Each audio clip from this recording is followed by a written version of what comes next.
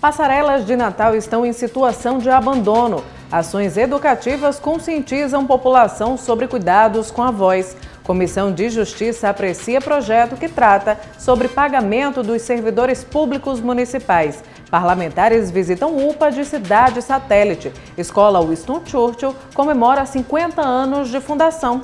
E ainda uma entrevista com o secretário estadual de Recursos Hídricos, Mayrton França, para falar sobre a situação das chuvas e barragens do Rio Grande do Norte.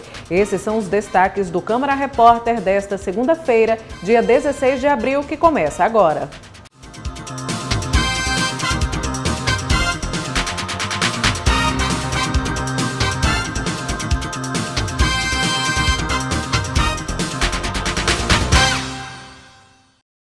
E o Câmara Repórter começa mostrando a situação das passarelas de pedestres no município de Natal. Quem precisa utilizar o equipamento encontra um cenário de abandono e falta de acessibilidade. Duplo abandono.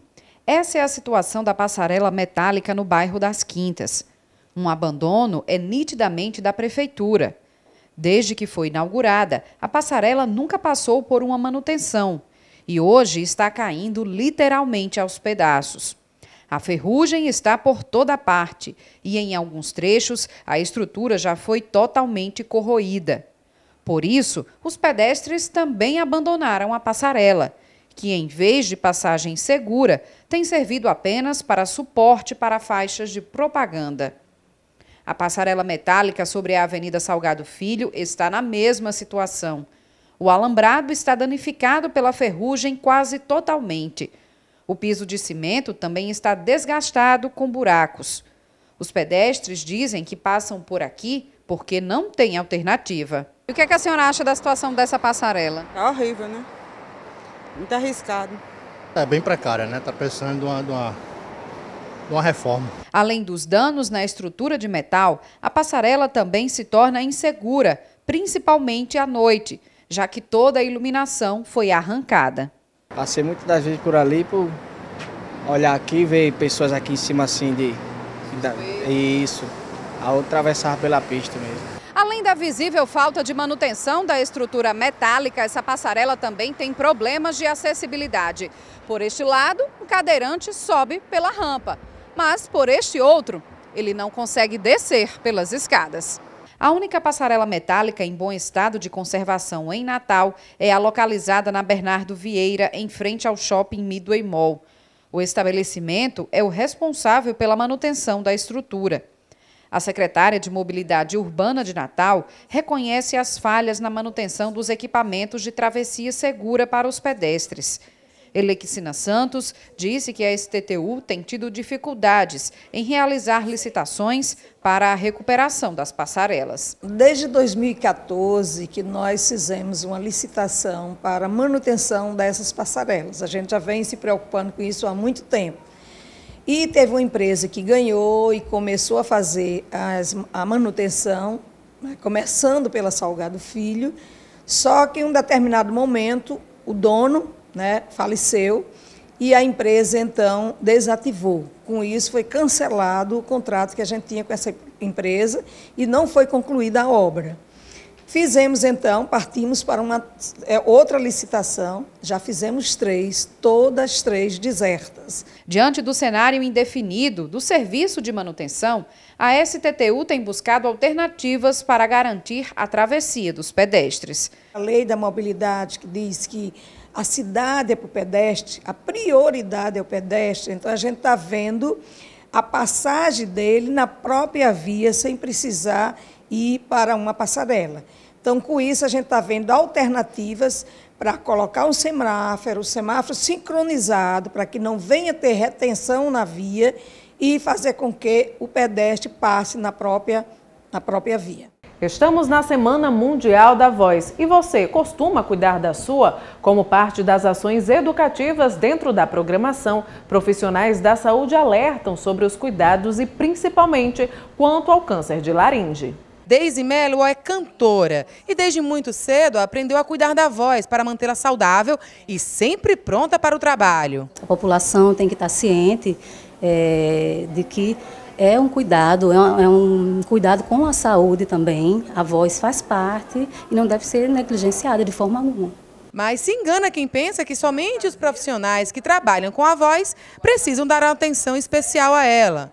No curso de fonoaudiologia, Deise aprendeu a importância desse instrumento para a nossa saúde clínica. Na fonoaudiologia, durante o curso, a gente vê a importância realmente de se hidratar mais, das técnicas de aquecimento e desaquecimento, dos alimentos também, que a gente não é bom consumir antes do trabalho.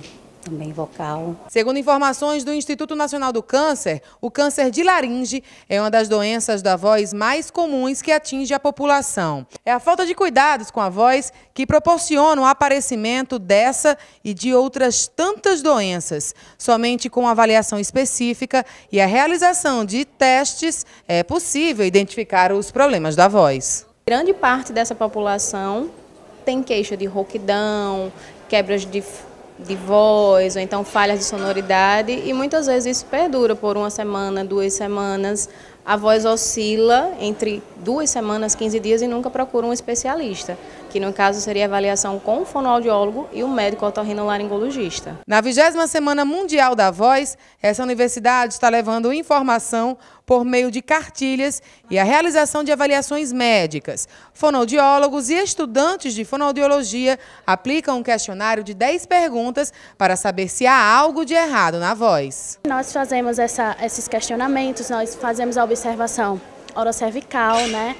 Se ela tem uma respiração mais incoordenada, se ela tem uma fala muito rápida, muito incoordenada, se ela tem articulação muito travada, muito fechada. Tudo isso interfere na produção natural da voz dela. Durante toda a semana nós teremos triagens de voz e orientações à população na UNP, no CIS-UNP da Salgado Filho. Nós teremos também na Liga e no Hospital Universitário Onofre Lopes. E há pouco mais de 6 meses das eleições, o Tribunal Regional Eleitoral promove um curso para esclarecer como deve ser feita a devida arrecadação e aplicação dos recursos utilizados nas campanhas eleitorais, de acordo com as novas regras da legislação. O curso Prestação de Contas, Parâmetros e Inovações vai acontecer no dia 18 de abril no auditório da Secretaria de Justiça Eleitoral do Estado. O curso será destinado a assessores e representantes das agremiações partidárias, contabilistas, advogados e demais interessados no assunto. O objetivo do evento é oferecer ao usuário externo instruções referentes à aplicação, à arrecadação e à elaboração da prestação de contas anual dos partidos políticos, tudo sob as novas regras trazidas pela legislação. Quem tiver interesse em participar, basta acessar o site www.tre-rn.juiz.br. Hugo Fernandes para o Câmara Repórter. E agora vamos aos assuntos do Legislativo. A Comissão de Justiça aprovou um projeto de lei que impede o pagamento parcelado dos salários em atraso do funcionalismo público municipal. O projeto é do vereador Sandro Pimentel, que acrescenta um parágrafo à lei orgânica do município, impedindo o parcelamento de salários em atraso dos servidores públicos de Natal, exceto o 13º. A matéria teve parecer favorável do presidente da comissão, vereador Felipe Alves, e foi aprovada pelo colegiado. Nós encaminhamos à Procuradoria, tivemos o auxílio da Procuradoria, que emitiu um parecer favorável, parecer esse que nós concordamos em razão de não haver qualquer impedimento para o prosseguimento dessa matéria. Inclusive a própria legislação municipal, a própria lei orgânica, ela já fixa uma data base e ela já proíbe que haja atraso de salários. Embora, é claro, por razões superiores orçamentárias, ainda exista casos como esse, mas a legislação ela impede. Então o projeto do vereador Sandro, de emenda à lei orgânica, ele apenas ratifica algo que já existe tanto na legislação federal quanto na legislação municipal. Ainda sobre os projetos aprovados, um do vereador Kleber Fernandes, que assegura aos consumidores o direito de testar no ato da compra equipamentos eletrônicos para evitar a aquisição de produtos com defeito e futuras dores de cabeça. Muitos consumidores que adquirem produtos caríssimos, como televisores, geladeiras, etc. E ao chegar em casa, constatam que esse produto veio já com um vício de qualidade ou com um defeito de fábrica e, consequentemente, ele é obrigado a remeter este produto para uma assistência técnica que, por sua vez, terá 30 dias para sanar esse problema de um produto que é novo. Dentre os projetos rejeitados pelos parlamentares da comissão, um do vereador Preto Aquino, que impede novos contratos e parcerias com a Secretaria de Cultura do município antes que todos os pagamentos em atrasos sejam colocados em dia.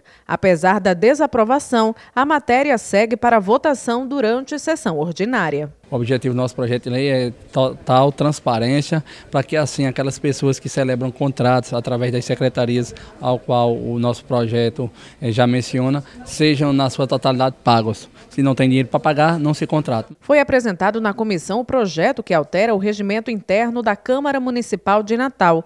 As mudanças foram feitas por uma comissão especial formada por 3 vereadoras, entre elas a vereadora Nina Souza, que estudaram o documento durante 7 meses. O vereador Sueldo Medeiros pediu vista da matéria. Como nós íamos votar e eu entendi que num determinado artigo eu achava que a redação não estava de acordo, eu pedi vistas e aproveitar para fazer mais uma revisão e na próxima reunião da comissão a gente já ter isso definido e, se possível, que a gente vote logo para que vá submeter logo a apreciação dos pares no plenário da casa.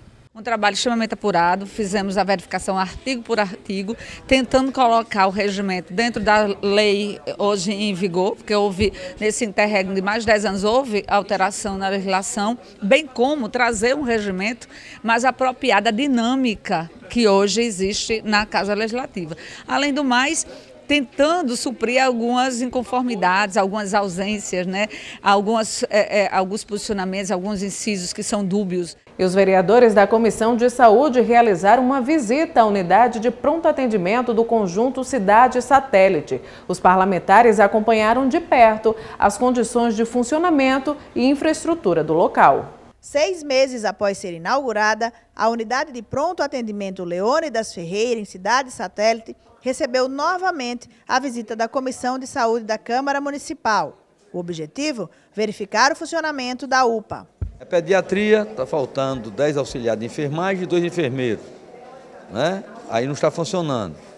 A iluminação externa também nós vamos colocar como um ponto fundamental e o raio-x. Mas o demais serviço está muito bom. Temos alguns problemas, mas vamos reivindicar isso. Com isso a UPA está perdendo 500 mil por mês. Um dinheiro, é muito dinheiro que está fazendo falta aqui. E esperamos que a secretária atenda. Recepcionados pelo diretor da unidade, os vereadores visitaram todos os ambientes da UPA, que atende cerca de 400 pessoas por dia, com procedimentos de média complexidade. Nosso serviço está oferecendo 24 horas de atendimento para a clínica geral.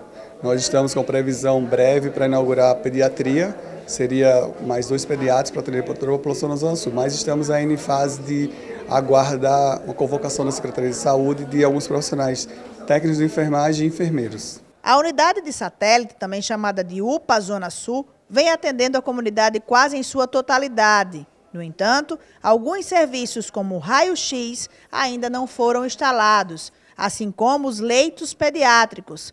Também a deficiência de profissionais auxiliares. Aquelas pessoas que fizeram parte do processo seletivo temporário, que olhe o Diário Oficial. A secretária Saudade foi contactada hoje aqui também e ela disse que está ciente de toda a problemática, mas que todos os dias, há 2 semanas, ela manda publicar nomes de pessoas que poderiam estar nesse cargo, mas ninguém aparece. Sabemos que existe, claro, é evidente, algumas demandas para poderem ser corrigidas, mas na sua totalidade podemos dizer que a aceitação por parte da população que ora procura a UPA Cidade Satélite chega a ser de 85%. Fico feliz nesse sentido.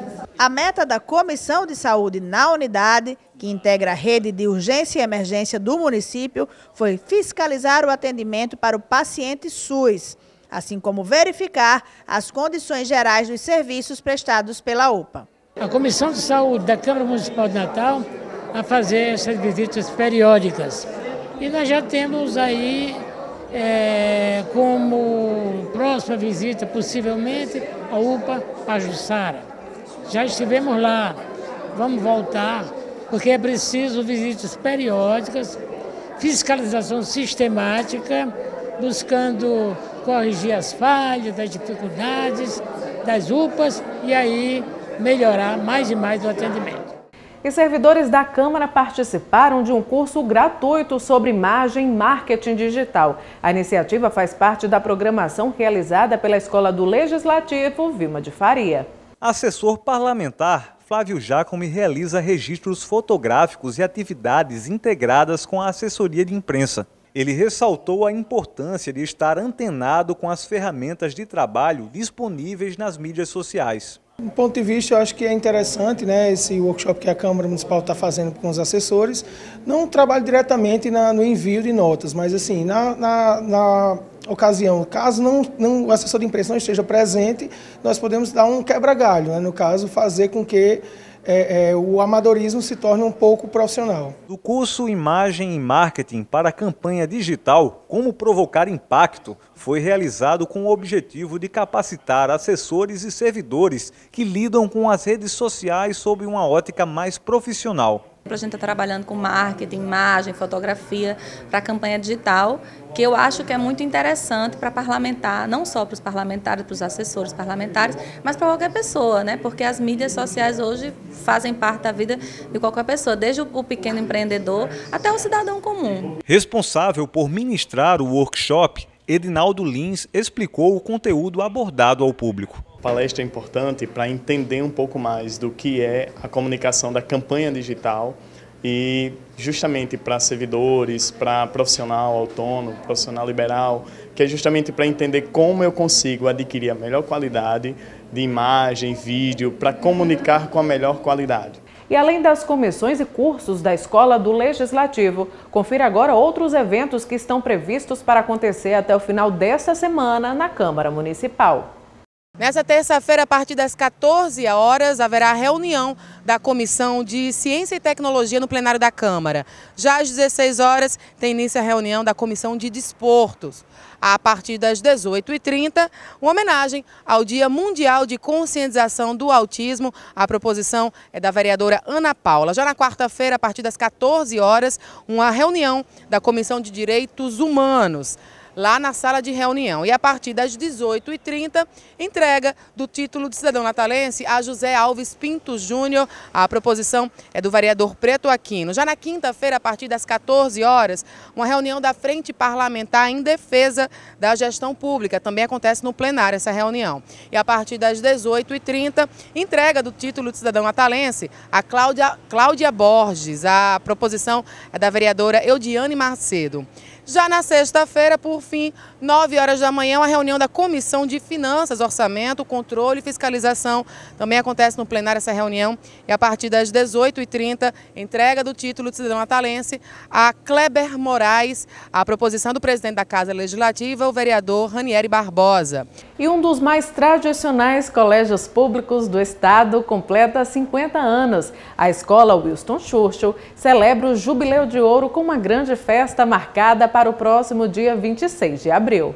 Fundado em 1968, o Winston Churchill, um dos mais tradicionais colégios públicos estaduais de Natal, festeja em 2018 50 anos de existência. Leva o nome do estadista britânico, primeiro-ministro do Reino Unido durante a Segunda Guerra Mundial.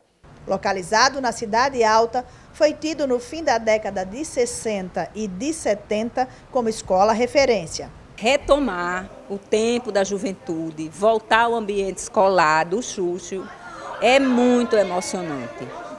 A minha geração que viveu aqui, que hoje está retornando, tem uma gratidão enorme por ter tido a oportunidade de estudar nessa escola. Aqui nós aprendemos os valores sociais, morais, que nos balizaram a vida toda. Estudantes da turma de 68, chamados alunos fundadores, mantêm inúmeras recordações do Churchill. O prédio pouco mudou, ganhou apenas grades externas e uma nova configuração no auditório. As esculturas francesas, intituladas A Leitura e a Escrita, são uma das marcas da escola, que não sai do coração de quem lá estudou. Aqui eu aprendi a ser uma cidadã. Aqui me encaminhou para a profissão, certo? E a respeitar as pessoas foi aqui no colégio. A gente tinha assim uma vida maravilhosa aqui.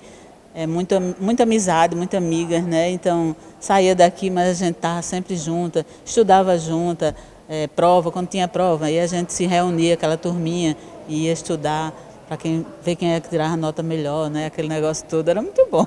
Figuras como o primeiro diretor-geral, Ornelis Figueira, que hoje dá nome à biblioteca, ainda estão vivas na memória dos ex-alunos. Seus ensinamentos, até hoje, ecoam e influenciam atitudes e comportamentos. Era ele que, com um apito, cobrava disciplina e lembrava da responsabilidade dos jovens. O professor Ornelis, sem dúvida, foi uma figura muito marcante.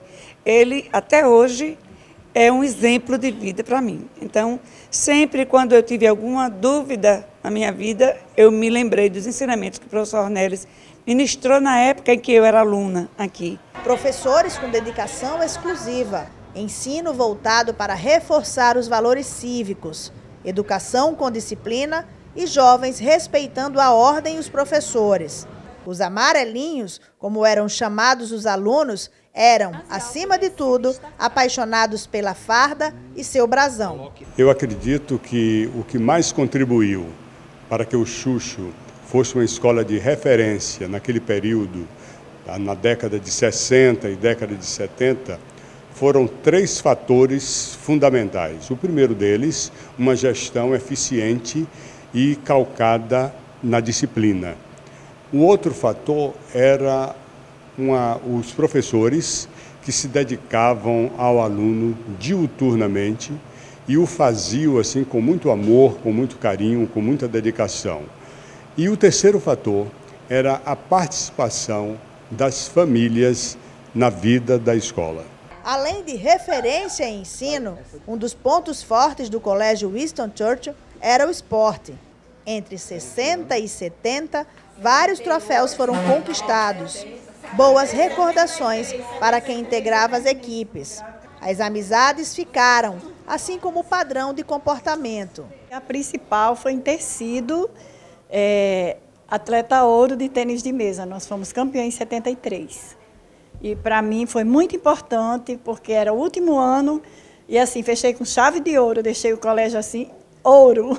Em 1977, no meu último ano aqui, acho que meu troféu deve estar por aí, apesar de estar apagado pelo tempo, nós fomos campeões dos Germes em voleibol feminino. Esse foi um dos grandes marcos que eu acho que ficou, porque isso é uma imortalização da história. Após 50 anos, o colégio hoje abriga 500 estudantes em tempo integral e do ensino médio. Ultimamente, retorna a escalada para voltar a ser referência educacional entre as escolas públicas do Rio Grande do Norte.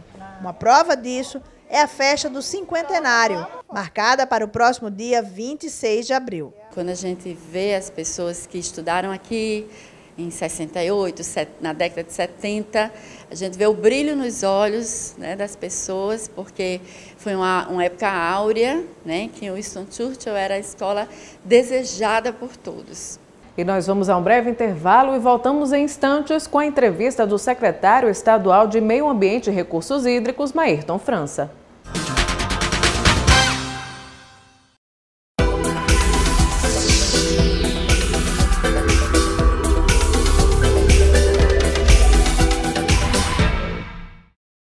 O Parlamento se une para expandir os limites da cidadania. É a Rede Legislativa de TV Digital. Graças ao recurso da multiprogramação, 4 emissoras independentes estão disponíveis em um mesmo canal na sua televisão. TV Câmara, TV Senado, TV Assembleia e TV Câmara Municipal já transmitem em sinal digital aberto e gratuito para dezenas de cidades do Brasil. Isso significa muito mais qualidade de som e imagem e muito mais conteúdo para você. Mas como sintonizar a Rede Legislativa de TV Digital? É muito simples. Se sua TV for mais antiga, basta conectar um conversor digital nela. Você compra até em supermercado. É preciso ainda de uma antena UHF externa ou interna como esta. Se sua TV for digital, também precisa de antena UHF. Pelo controle remoto, procure no menu a opção Buscar Canais. Se a busca só encontrar a TV Câmara ou a TV Senado, acrescente ao número do canal ponto 2, ponto 3 ou ponto 4.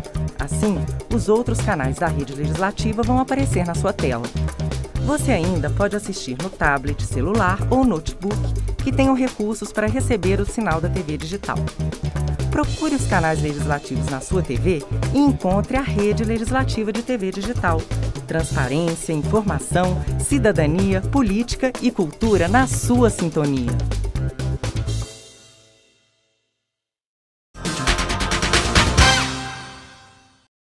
E a continuidade das chuvas registradas em todas as regiões do estado tem renovado a esperança dos potiguares que enfrentam 6 anos de estiagem.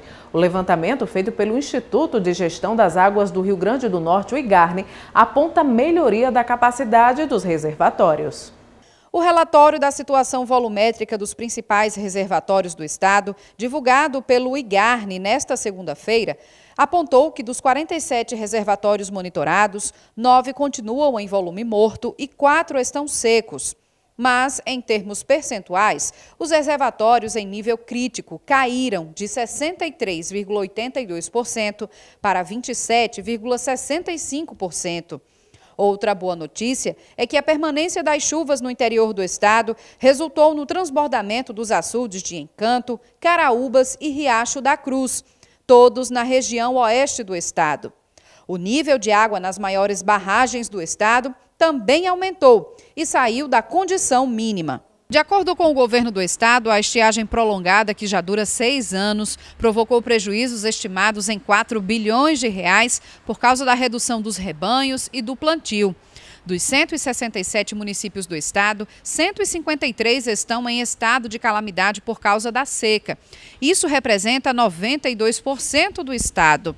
Desse total, 15 cidades estão sem água nas torneiras. Mas a CAERN informou que, se as precipitações permanecerem, nos próximos 15 dias, o abastecimento de água vai ser retomado em 5 cidades, que são Francisco Dantas, Marcelino Vieira, Paraná, Tenente Ananias e Jardim do Seridó. Neste último município, o açude da Pedra Lavrada também transbordou, mas como a capacidade de armazenamento é inferior a 5 milhões de metros cúbicos de água, ele não aparece na lista dos reservatórios monitorados. Em outras 82 cidades, a CAERN criou um sistema de rodízio para garantir o abastecimento mínimo de água. Bom, e para falar mais sobre o assunto, meu convidado de hoje é o secretário Maírton França, titular da pasta estadual de recursos hídricos. Secretário, seja bem-vindo. Obrigado. Diante desse cenário de estiagem, um dos piores dos últimos tempos, quais foram as ações da secretaria? Olha, esse foi, sem dúvida nenhuma, foi o maior período de seca que o estado já passou na sua história. Foram 7 anos de chuvas bem abaixo da média, inclusive com anos com pluviosidade muitíssimo baixa. Todas as nossas barragens, de todas as nossas barragens, a gente acompanha 47 barragens, monitora, aquelas que têm uma capacidade de reservação maior do que 5 milhões de metros cúbicos, todas elas passaram por dificuldades, né? Nós chegamos a um número de quase 70% das barragens do estado que estavam ou secas, totalmente secas, ou em volume morto. Graças a Deus, com as últimas chuvas que a gente tem percebido, as chuvas de fevereiro e agora as chuvas de abril, a gente tem observado recarga nas principais barragens do estado, que traz aí para a gente um alento de sair dessa situação tão grave que estávamos vivendo. Secretário, entre as ações da secretaria, carro-pipa, cisterna, continuam essas ações diante das últimas chuvas que melhorou um pouquinho a situação hídrica do estado? Primeiro lugar que melhora é o primeiro que piora quando acontece a seca, que são as comunidades rurais. São os primeiros que sofrem com a seca, são essas comunidades rurais. As cidades, geralmente, a gente tem trabalhado para dar uma redundância no abastecimento. E a redundância sempre é um reservatório por perto, com um sistema de distribuição de água, que é operacionalizado pela CAERN, ou adutoras, né? A gente tem um estado aí todo cortado, todo distribuído, com grandes adutoras, captando aí das principais barragens do estado, destaque para a barragem Armando Ribeiro Gonçalves.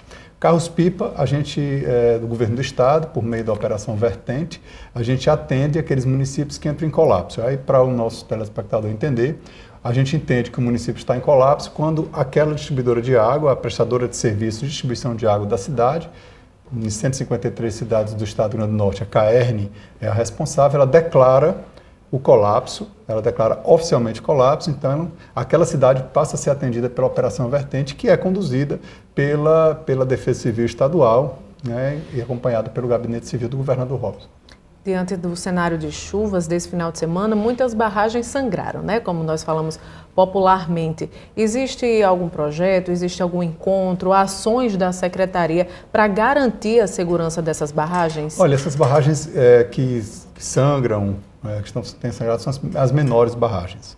Né? Como eu te falei, as grandes barragens ainda não chegaram ainda a sangrar, estão tomando recarga agora. Hoje, por exemplo, a barragem de Itã saiu do volume morto, encontra-se, portanto, já em condições de abastecer por mais 10 dias as cidades que abastecem. Mas outras barragens continuam em volume morto e outras, inclusive, em nível bem baixo. Eu tiro, por exemplo, a barragem de Santa Cruz da Pudi, que está aí com em torno de 20% da sua capacidade. Está tomando água agora, né? Obviamente, o IGARNE, que é o Instituto de Gestão das Águas do Rio Grande do Norte, que é o responsável pelo monitoramento desses reservatórios, tem feito aí relatórios praticamente diários para que a gente possa acompanhar para e passo a tomada d'água nessas grandes barragens. Armando Ribeiro Gonçalves chegou a 11%, né? Hoje está a 17%, caminhando para 18%, ou seja, está chegando água, está sendo recarregada, o que vai garantir com que ela saia do volume morto e garanta aí mais um tempo de sobrevida para o abastecimento de algumas cidades, como é o caso principalmente daquelas grandes adutoras que se servem da barragem Armando Ribeiro.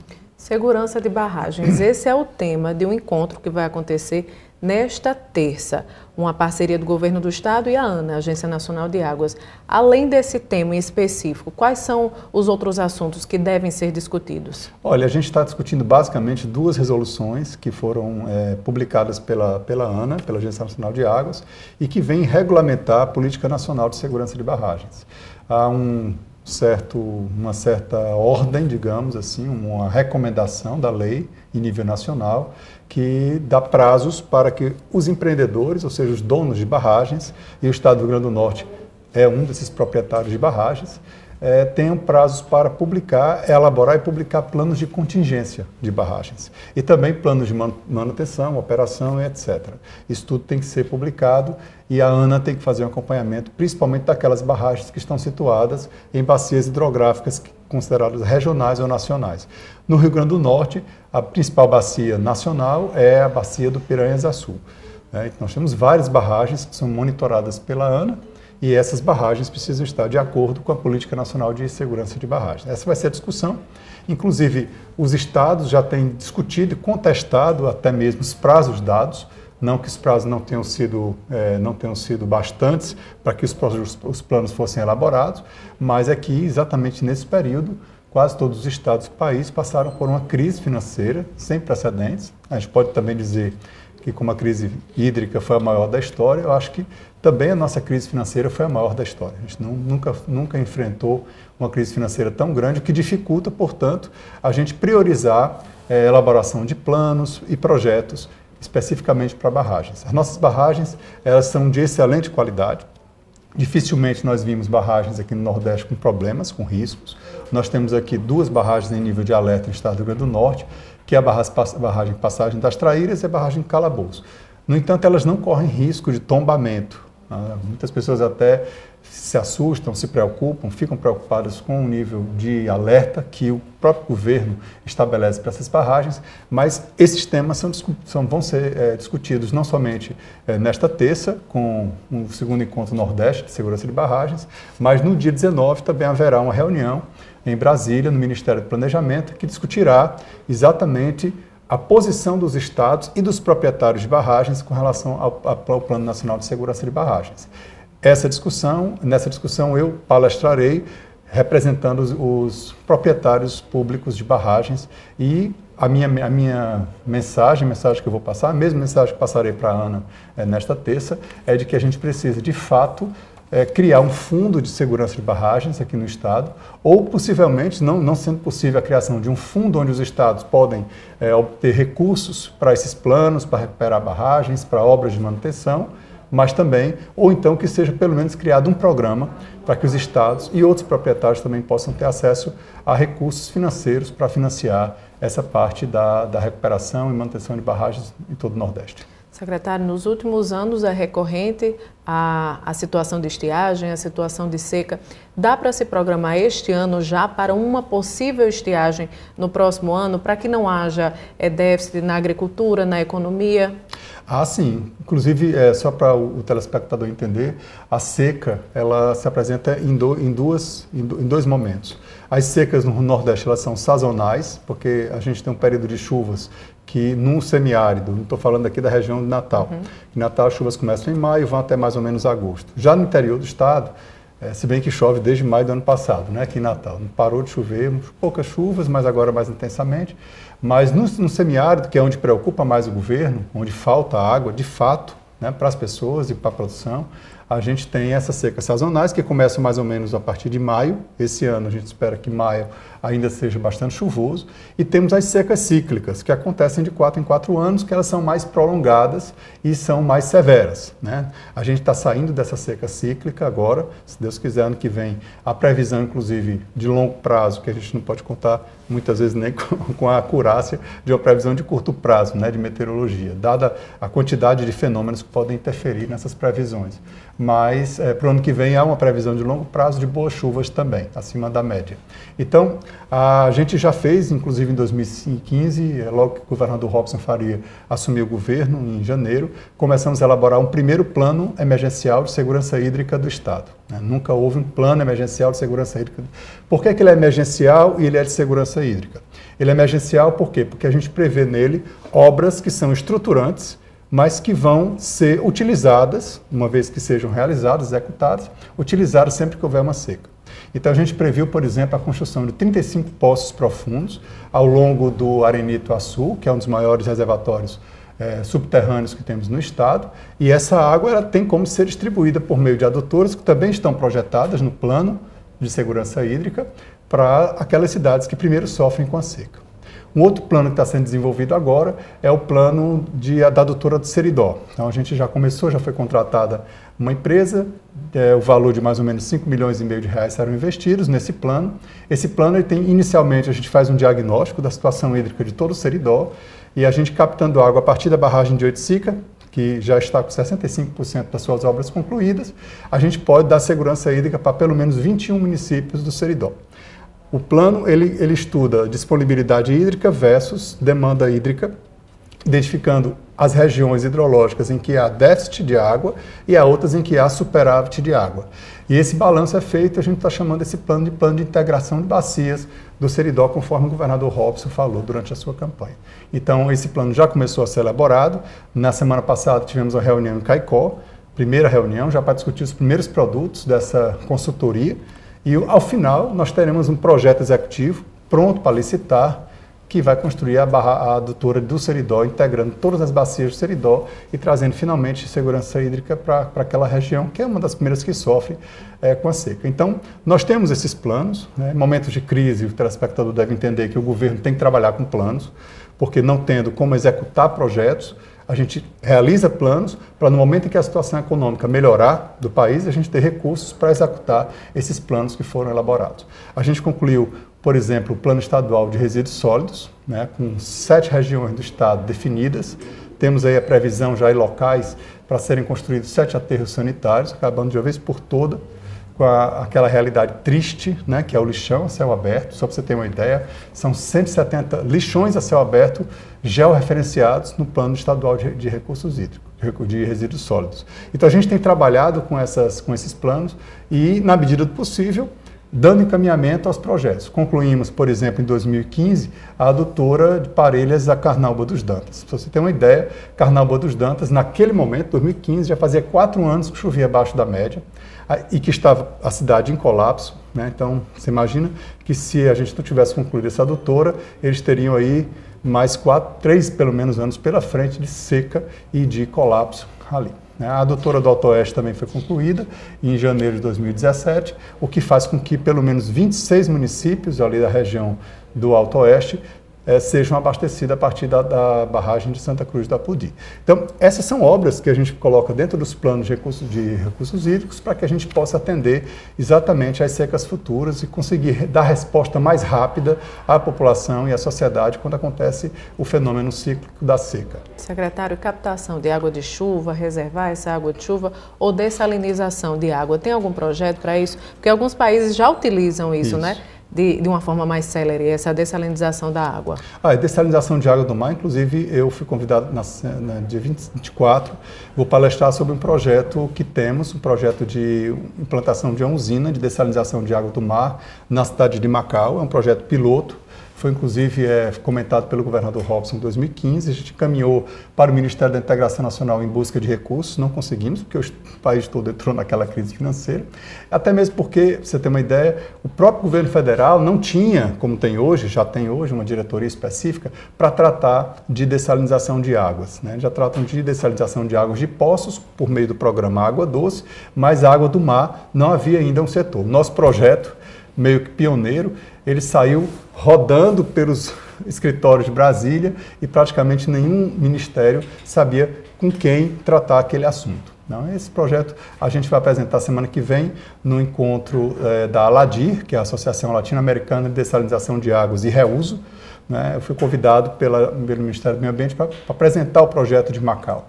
O projeto de Macau é interessante porque, para você ter uma ideia, a dessalinização de águas, ainda do mar principalmente, ainda é algo muito caro. Né? Você tem uma ideia, quando a gente discutiu o projeto de 2015, 1 metro cúbico da água dessalinizada do mar, que é água puríssima, né? A água dessalinizada, depois que ela passa pelo sistema, pela usina, é uma água pura. Praticamente não tem vírus, tem bactérias, não tem nada, você pode beber.